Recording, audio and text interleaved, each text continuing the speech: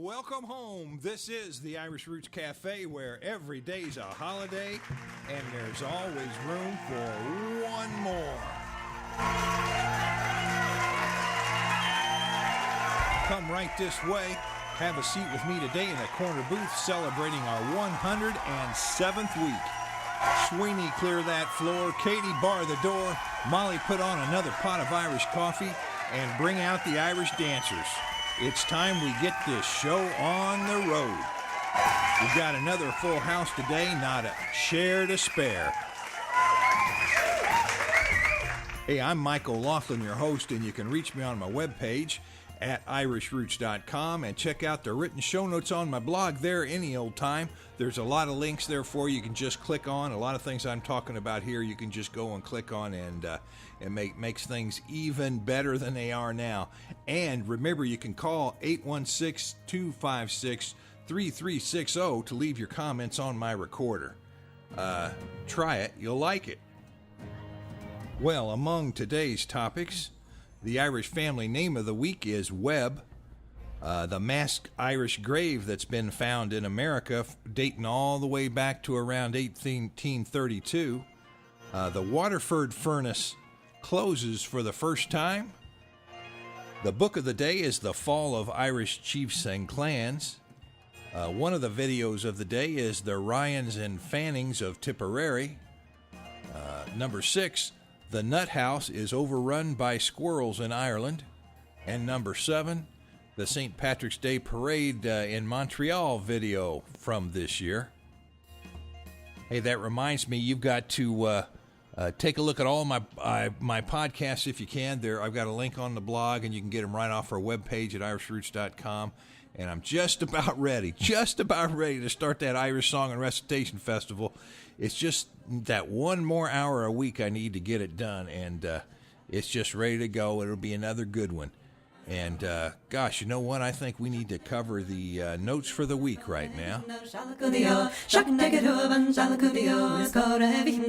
Well, here's what's going on around here. I've signed on to another place on the web, and it's just for a few days now. I've been on Twitter. I guess it's less than a week for real. I actually went back and signed on back in December, the end of December, and then I didn't have time to get back on, and I never really understood it. And but I figured there's so many people on it that I just had to try. It looked real interesting. And, you know, you can only write a sentence or so as a message and post it real quick to folks, and you're supposed to leave more personal things you might not say in an email, but you'd say them on Twitter, all in good taste, of course. And the neat thing, it is very quick, and you can connect with so many people at the same time. And I tell you what, you can find family researchers from across the globe. You can get Irish newspapers, Twitter's notes, and genealogy podcasters are on there, and family history magazines are on there, and writers and genealogy web page creators are on there, and the Genia bloggers, they're on there. That worked out real good. I never really had the time to contact anybody outside of my own little group here, and so I met up with them, and they're helping with some publicity for the blog and letting me see all other kind of blogs that are out there. There's a whole lot of genealogy blogs, and you need to check it out, and that's on Twitter. And you just do a search for a name, and the choices appear for you to ask them if you can be their friend, so to speak, and they call it following. You can follow them, and that way you get to see all the messages they're leaving. And it's just been 3 or 4 days, but it looks like a worthwhile endeavor to me. And if you get on Twitter, you can find me as Irish Roots Cafe, if you type that in there on a search. And I'll be glad to hear from you. Number 2, I got a letter here, and it says, Mike, I'm researching my family Millsaps, and I was able to trace my American ancestors to Thomas Millsaps, born around 1702 in Armagh. It says in Armagh, Tyrone, Ireland. It must be Armagh or Tyrone. And his father, William Millsaps, born about 1649 to 1679 in Tyrone County and Ireland, and married Elizabeth Wood. It says the problem is you can't find info past William, born 1649, which is doing pretty good. And it said, I found the name variant Millsop in England around 1660s, but don't know if there's a relation. I can't find free resources. Could you help? Thanks. Gina Zimmerman, Tennessee, USA. Hey, I found Millsop in Ireland, up in Northern Ireland, actually. That's where I would, the main place I would have started if I was starting from scratch, wondering where that name came from. But I'm not sure if there's a relation, but for sure the name Millsop could be translated into Millsaps when it's in Ireland. That's just one of those easy little things you can make a judgment on. It doesn't mean it did happen. It just means it wouldn't be surprising at all if the name from the same family was spelled Millsop in one place and Millsaps in another. Hope that helps a little bit. And let me see. Oh, yeah, I got a couple of notes here. The Irish Times newspaper, they're letting you have some free searches there until the 5th of April, which is just a day or two away. But you can search the Irish Times from 1859 to 2009 for free. But you better do it today because time's running out on that deal. And let me see, number 4, Peter Riley Adams. He's been on this show, and he's been on the Irish Song and Recitation show. He just got back from one of his trips to Ireland and has a lot of stories to tell. And I know they had a good time. I'll be talking to him a little bit later, and he'll be singing at a wedding here real quick for my family. So I'll finally get to talk to him about the trip. That'll be fun. Well, let me tell you right now, it's time for the Book of the Month. Well, we're making the Book of the Month The Fall of Irish Chiefs and Clans. I've talked a little bit about it before. It's Volume 1 of the Conquest of Ireland, Plantation, and Ulster series that we have. That's a 4-volume set, but you can get it independently just as one, just all on its own. Got a link to it on the blog. And it sort of talks about the very first half of what we're talking about when we say the plantation of Ireland or the plantation in Ulster. And like I said on my video that I'll leave a little link to on YouTube or my webpage, that video talks about it. But you got to remember, we're not saying it's a plantation like in the Old South where you sit around and might have some mint juleps and wait for the cotton harvest. Plantation means you planted those settlers, sort of like all the settlers in America that went and settled Oklahoma during that great land rush, something like one of those deals. Except, of course, there was already people in Ireland when the new people got planted, which we all know can cause great problems. But this is the first volume to the set, and it's called Conquest of Ireland, an Historical Account of the Plantation in Ireland. And The Fall of Irish Chiefs and Clans is the title of this volume. And I'll put some more information on the blog so you can read about it and know more of what's in it. And I'll just give you a little idea of what is in it. So say on page 1, it starts with Ulster before the plantation. That's Northern Ireland before the plantation. Page 60, we move on to the orders of the plantation. And it's very detailed what these folks were supposed to do and how they were supposed to settle that land and do it on behalf of the English. And then on page 90, it starts up with the project of plantation. That's as they start to get it going, just what troubles did they run into and who they talked to and how that was working. And page 117 starts with doubts and delays, problems they had implementing that. It seems that the people might not have stood up for it too well. And then on page 153, the commissioners at work, the little inquisitions they might have held, and the list of names of people they had applying for land and things along those lines. And then, of course, on page 191, it starts with the results and the arrangements made as the plantation was being finished. And there's a lot of lists of interest to genealogists in particular in that book. And it includes landlords and the names of tenants and some of their possessions and lists of those applying for land and the lands they sought and the undertaker's name. And that's a person who undertook the task of settling the land, not an undertaker as we understand the word in modern days. And the more modern footnotes that are in that volume, written in the 19th century, they contain a treasury of names and relationships as well. So it's really a hidden jewel for history. You can sure learn a whole lot. And I've talked about it before, and I've got a video short on the plantation segment, so you can link to that on the blog or go to the web page under Conquest of Ireland book, and it'll be on that page, I believe. Hey, and coming up, the Waterford Crystal Furnace held molten glass for 20 years in a row, but now it looks like things are changing. And what do we got coming up next? It's time to raise our eyes skywards and give thanks and ask for help. We're getting ready to hear about the Magnificent Seven.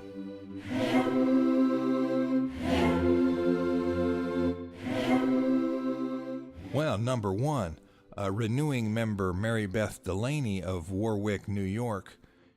She's searching for Peter McElhenney. You know, if you say McElhenney real quick, it could start sounding like McElhaney.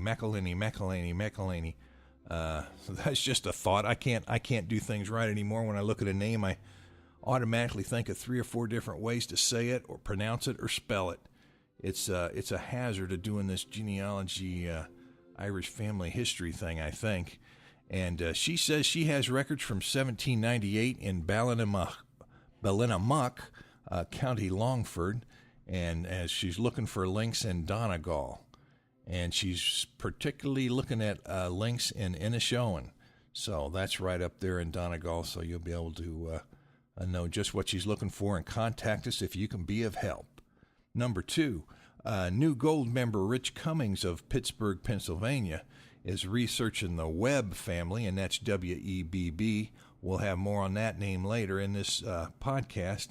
And they say, I have several lines of descent that I'm working on, and the major one is the Webb family of County Cork, and the father was George Webb, and the son was John, born around 1840, and they immigrated to Wales about 1866.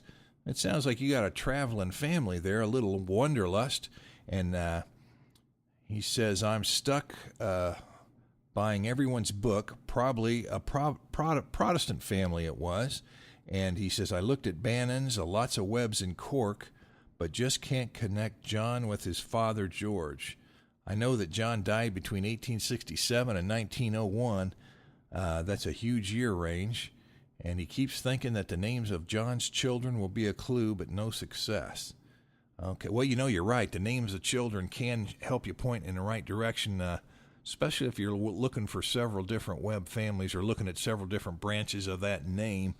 And that name is found in several parts of Ireland. We'll get to that in a little bit. Let's move on to number 3, new member Patricia Young of Victoria, Australia.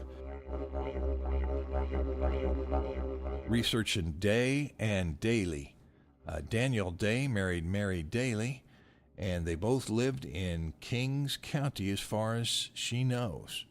Number 4, new member Diane Berg, or Berge, of Maple Valley, Washington, searching for Noonan Reedy Donovan Horn. Researching Noonan in County Cork and Reedy in County Clare. Hey, I had some Reedys for my family, but I think they were down in County Cork.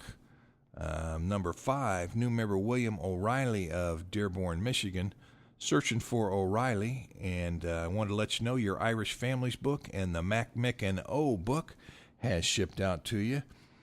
First initial K. Moore of Toronto, Canada, your County Down genealogy book has shipped. Diane Schweitzer of St. John, Indiana, looking for Ansboro or Ansbro.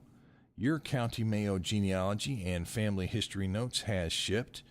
And that reminds me, as we come to the end of that there, I'd like to thank all of our members, because without you, these podcasts would not be possible, not a one of them. And, of course, I wouldn't be able to produce these books, which help genealogists and historians and a lot of folks just getting their starts in things. So I tell you what, I do appreciate each and every one of you. It's time now for what? We're going to move right on to the Irish family name of the day.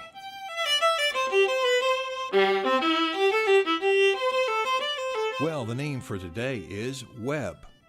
and that's in honor of new member Rich Cummings of Pittsburgh that we mentioned just a little bit earlier. And there's some related spellings of the name you should be aware of, and they're sometimes connected, not always. You can spell Webb with one B or two B's. You can add an S to the end of that name, or it could even be a shortened form of the name Weber, where they just cut it in two and kept that first syllable. And that's just if you're getting in trouble or you're curious or you happen to see that name around the first name. You might think, well, that could have been one of those rare name changes like that.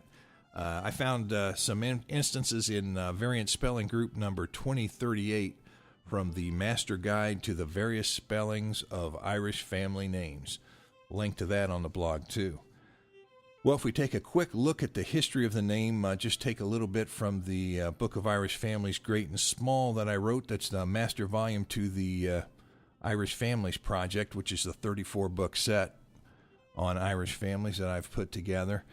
You find that the family name of Webb in Ireland is given to be that of a settler family when it's found in Ireland, and they're among families found settling in Ulster in the 17th century, centered in County Antrim then. And that ties in real good to the book of the day that we talked about, the fall of Irish chiefs and clans.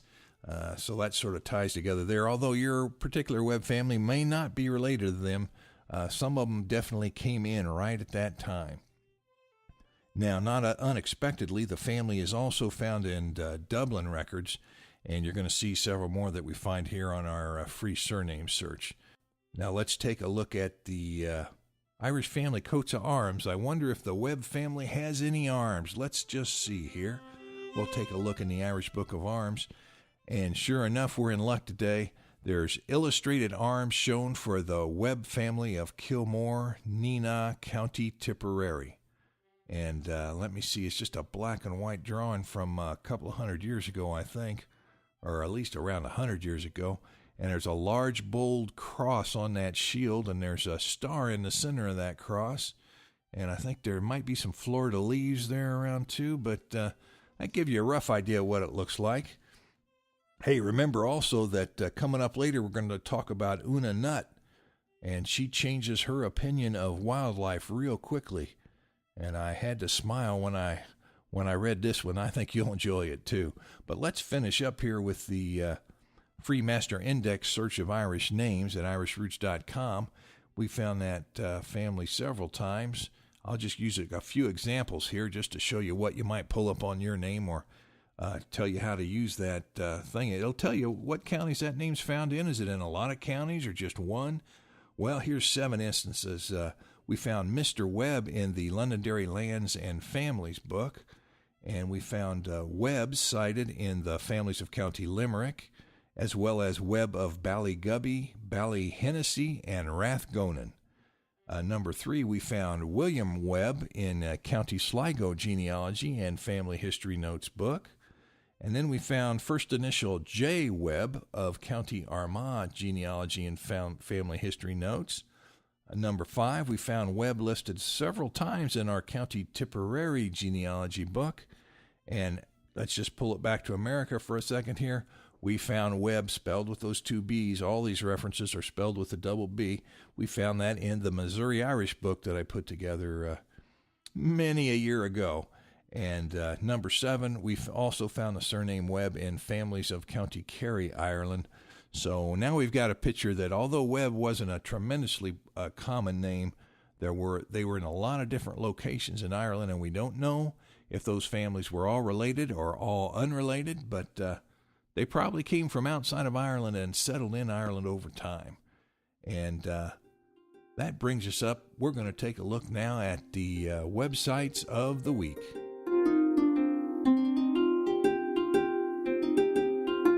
Well, first of all, we'll just pick a Webb family history website at random, and we took off of ancientfaces.com. I've got the link on the blog if you're interested in it, and if you got a Webb family, you might want to glance at it. There's actually several pages of Webb family information. If you do a Google search, there's plenty to look at, so I just took one at random this week, and the one we picked has 56 Webb family photos and 3 Webb military photos and 3 Webb mystery photos. I wonder if that's like a mystery sandwich or even worse that you might get somewhere, but no, this would be the good kind of mystery. Might be one of your ancestors in disguise. Number 2 for the one of the videos of the week are the Ryans and Fannings of Tipperary, and that's on YouTube. You can type that into the YouTube, search for Ryan and Fanning, and it'll come up, I think. I've also got a link. You can just click on it on the blog and go right to it. So if you're a Ryan or a Fanning, you're going to enjoy that, and they put some of it to music, and they even show a trip back, a little bit of a driving down the road and some of the ruins you might see on the trip back finding those families. So I thought it was worth a look, especially if you're a Tipperary Ryan or a Fanning. And number 3, the last video would be of the St. Patrick's Day Parade in Montreal, Canada. And that's on Flixa.com, Flixya.com. They've got a bunch of videos. So I thought you might enjoy that, no matter where you're from, just to see how they celebrate it in other places and see if there's a difference in the music or a difference in the dancers or a difference in how they display their floats or if it's a walking parade. Just to add a little flavor and see what it was like up there in Canada. Boy, we've just run through this really well today. We're going to make an effort now just to finish it up, even though as hard as that might be. Every day we could just go on forever. Now we're going to move on to Curious News and Notes.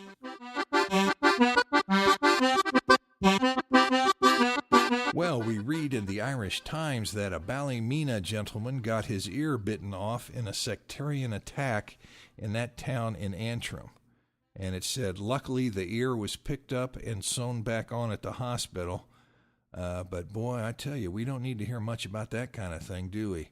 It's one of those things that does happen very rarely. And that was in irishtimes.com. I've got a link on the blog if you want to read the whole story. Number 2, the kestrel is on the endangered bird list now. And you know, once upon a time, that was the most common bird of prey in all of Ireland. But it's now on the endangered list. And they also say that the number of swifts and skylarks and missel thrushes are decreasing. And that's all according to Birdwatch. And I think they also said a couple of strains of birds there were actually increasing. I can't remember those. You know, you just remember the bad stuff.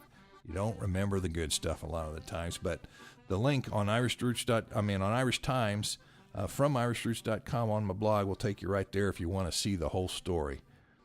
Number 3. It's too bad about Waterford, isn't it now? The massive furnace that has been in operation and stocked with molten glass continuously for over 20 years was emptied and shut down for the first time a few days ago.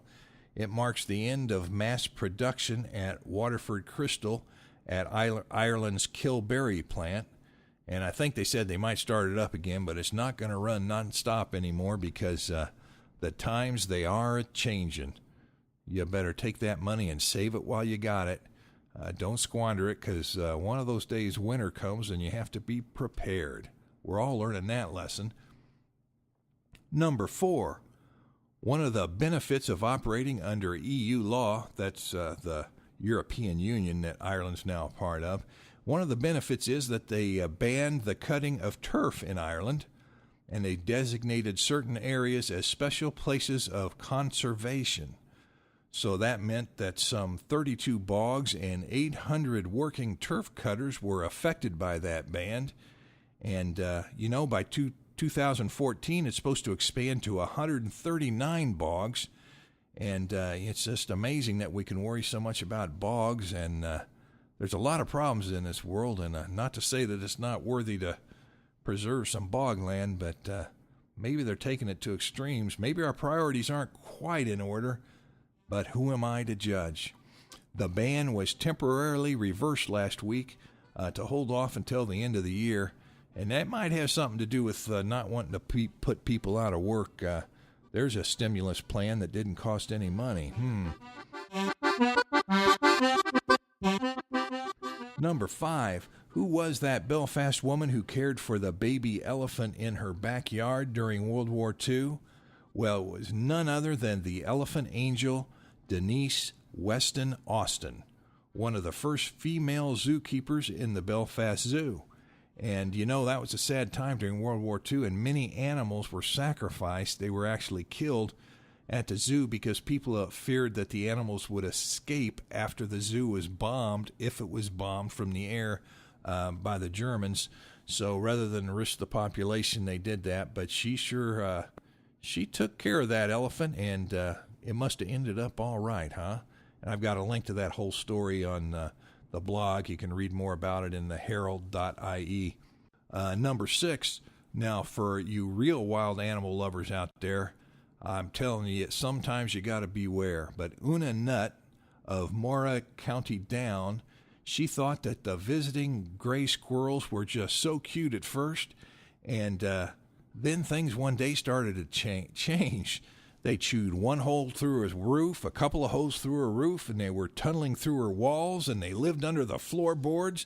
They were scaring people to death, and they had a little restroom area up there in the attic, and Una then said that it all changed. She said, looking at them up close, they are quite frightening, and they look like puppy dogs with big hands, and they growl and bark at you. They're vicious little things, and they'll go for you. Well, you can listen to Una tell her story on this page, and on the page I've got on the blog, and they've also got a little thing you can press, and you can hear Una tell her story, and that's from the BBC. It's a pretty good story. I had to chuckle, but it's no laughing matter. I had a squirrel sneak into my roof one day, and we boarded up, and they just chew right through that board and went in, so I had to end up putting a little sheet of metal with some tar over the top of it to stop them. They get real territorial, so let's hope there's not too many of those confrontations. It always turns out bad for both parties. And number 7, it was 1832, and nearly 60 immigrants came to America from Donegal and Derry and elsewhere, and they worked the railroads, but you know what? In just a couple of weeks, they were all found dead. But from what? Cholera? Foul play? We're not too sure to this day, but they were buried in an unmarked grave along Duffy's Cut, and they recently uncovered some bones, and they believe that they found John Ruddy, who was an 18-year-old boy who came to America from Donegal. But if you want to see the details and the whole story, if you go to the blog, you can click on the link I've got there under this paragraph, and that's also from the BBC. It's an interesting story, and that's Northern Ireland. Of course, they're focusing on with that. Well, I tell you what, it's been great today. Remember to send your comments by clicking the contact link on our webpage at irishroots.com, or send it by mail to our American address. And that's the Irish Roots Cafe, Box 7575, Kansas City, Missouri 64116. Leave your message or report on things in your part of the world when you call my phone recorder at 816-256-3360. Skype me at Irish Roots Cafe. Find me on MySpace at Irish Roots Cafe. Find me on Facebook at Mike OLaughlin. And now you can find me on Twitter as Irish Roots Cafe. Drop by and say hello, one of those places. I'm just trying to figure out which one of those are best. I don't want to have to keep all these places going all the time. I need to concentrate on just one. But you know how that story goes. You get all wrapped up in what you're doing. Hey, and they actually put the Return to Irish Roots DVD that we put together here. It's got some podcasts and some video casts and an early trip video that we took back in the 80s. And if you want to take a look at that, it's on Amazon. I'll be putting it on my webpage, too. It'll be ready in a week or two. You might want to take a look at that. But I'll have more about that later. And just remember that members foot the bill, so they get first priority. But we're open to all. And by the way, it's a big thank you to all of our members. And away.